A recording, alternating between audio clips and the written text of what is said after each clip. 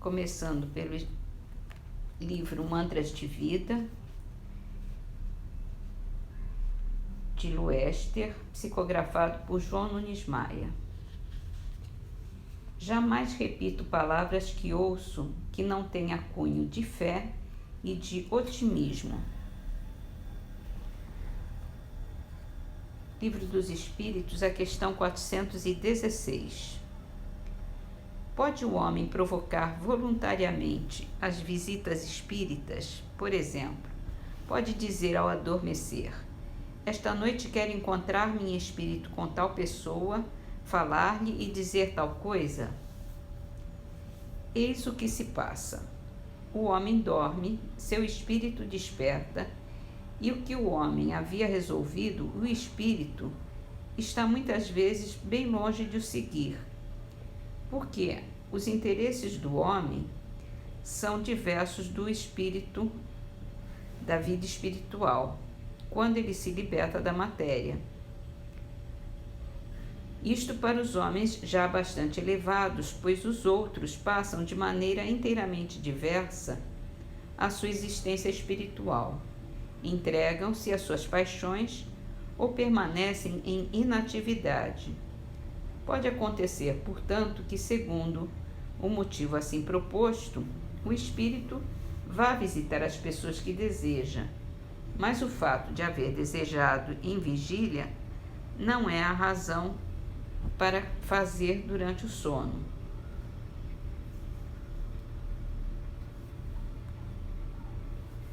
Agora,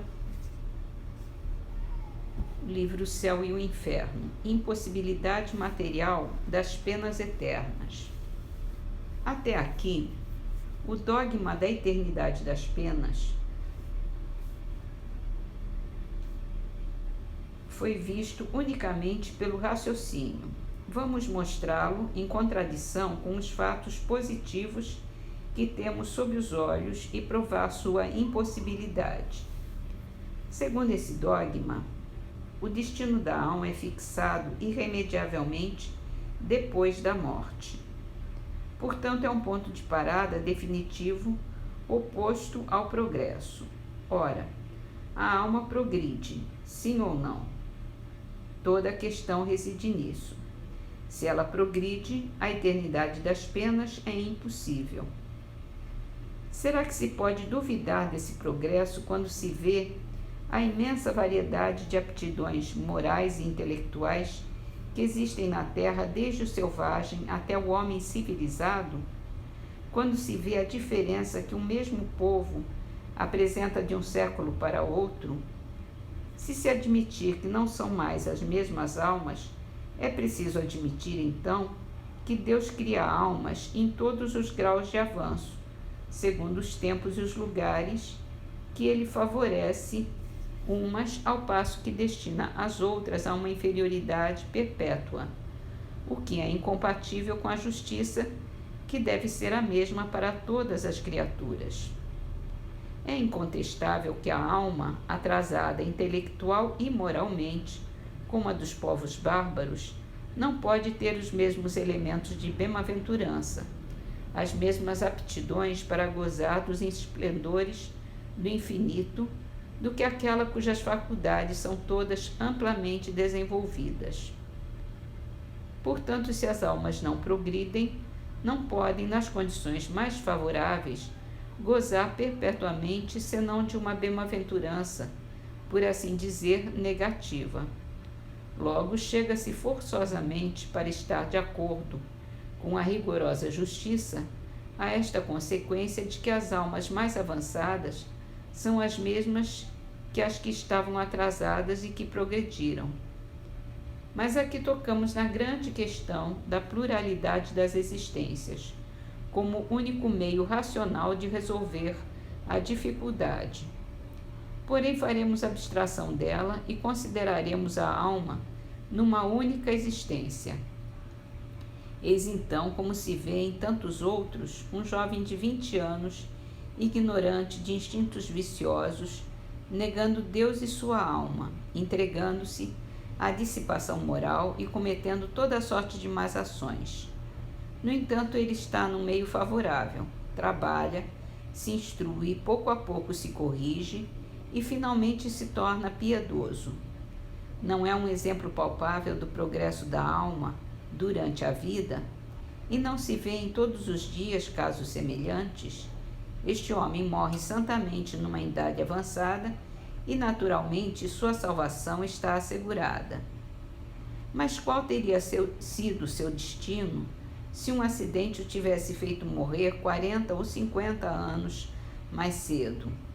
Preenchia todas as condições para ser condenado. Ora, uma vez condenado, todo o progresso parava. Eis então um homem salvo, porque viveu muito tempo e que, segundo a doutrina das penas eternas, estaria perdido para sempre se tivesse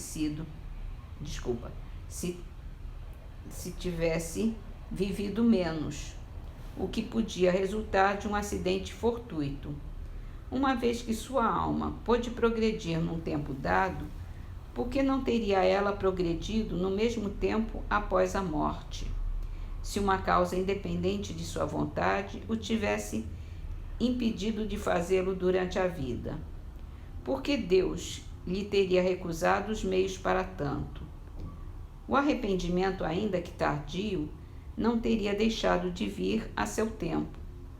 Mas se desde o instante da morte uma condenação irremissível o tivesse atingido, seu arrependimento teria sido infrutífero por toda a eternidade e sua aptidão para progredir destruída para sempre.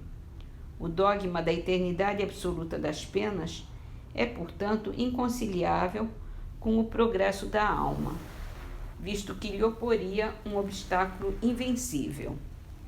Esses dois princípios se anulam forçosamente um ao outro. Se um existe, o outro não pode existir. Qual dos dois existe? A lei do progresso é patente. Não é uma teoria, é um fato constatado pela experiência. É uma lei natural, lei divina imprescritível. Logo, visto que ela existe e que não se pode conciliar com a outra, é que a outra não existe. Se o dogma da eternidade das penas fosse uma verdade, Santo Agostinho, São Paulo e muitos outros jamais teriam visto o céu se tivessem morrido antes do progresso que os levou à conversão. A essa última asserção responde-se que a conversão desses santos personagens não é um resultado do progresso da alma, mas da graça que lhes foi concedida e pela qual foram tocados. Mas aqui se trata de um jogo de palavras. Se fizeram o mal e mais tarde o bem, é porque se tornaram melhores, logo progrediram. Deus lhes teria então, por um favor especial, concedido a graça de se corrigirem? Por que a eles e não a outros? É sempre a doutrina dos privilégios, incompatível com a justiça de Deus e seu igual amor por todas as suas criaturas. Segundo a doutrina espírita, de acordo com as próprias palavras do Evangelho, com a lógica e a mais rigorosa justiça, o homem é filho de suas obras durante esta vida e após a morte. Ele não deve nada ao favor. Deus recompensa-o pelos seus esforços e pune-o pela negligência enquanto for negligente. E terminamos com o Parnaso de Além-Túmulo, a poesia de Casimiro Cunha, Sombra e Luz. Vem a noite, volta o dia, cresce o broto, nasce a flor. Vai a dor, surge a alegria, dourando a manhã do amor. Assim, depois da amargura que a vida terrena traz, a alma encontra na altura a luz, a ventura e a paz.